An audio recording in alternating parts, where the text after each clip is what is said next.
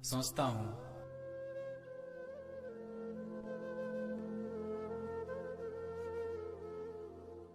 सोचता हूँ कि एक रोज तुम्हारे घर आऊं, तुम्हारी चौखट पे खड़ा होकर दरवाजा खटखटाऊं। तुम रोजमर्रा के कपड़े पहने दरवाजा खोलो और मुझे देखकर अवाक सी रह जाओ। अचानक तुम्हारे चेहरे की वीरानियों में बहार लौट आए, जैसे मुद्दतों का बिछड़ा प्यार लौट आए।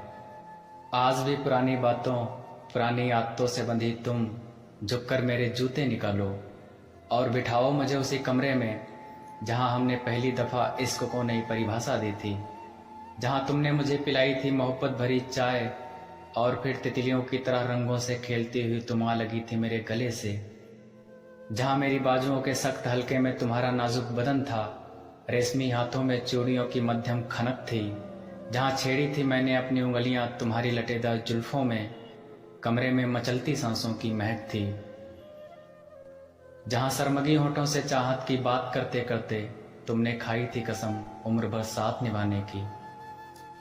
फिर से उसी बिस्तर पर बैठकर तुम्हारी गोद में सर रखूं और तुम्हें बताऊं कि तुमसे बिछड़ने के बाद हमने फकत उलझनों में गुजारी है जिंदगी।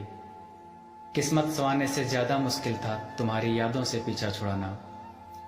तुम्हारे बाद मैं चाय पीता तो मुंह जल जाता था, राह पर चलते चलते अचानक फिसल जाता था। तुम्हारे बाद जरूरी कामों को भी टाल देता था, किताब को कभी मेज पर पटकता कभी हवा में उछाल देता था। एक भी काम सलीके से नहीं होता था, मैं होता यहाँ पर खोया कहीं होता था।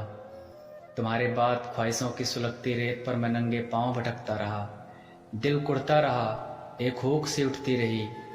तुम्हारे बाद मैंने गमों के बाल खोले, नींद आंखों में कंचे खेलती रही, बदन को आंसुओं से सींचते रहे, रूह हिज्र की मार झेलती रही।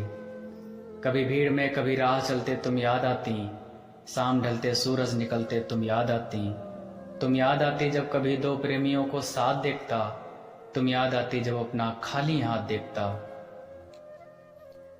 पर हम पुरुष हैं, हमें तमाम दुखों को सीने में दफन करके मुस्कुराना होता है और फिर आगे बढ़ जाना होता है। सोचता हूं कि इस बार ठहर जाऊं तुम्हारे पहलू में उम्र भर के लिए, पर एक बात मेरे जेहन में बार बार उठती है और मुझे रोक देती है तुम्हारी चौखट तक आने से, कि वापस घर लौटना एक नई शुरुआत नहीं बल्कि जिंदगी से हार मानकर पीछे हटना होता है।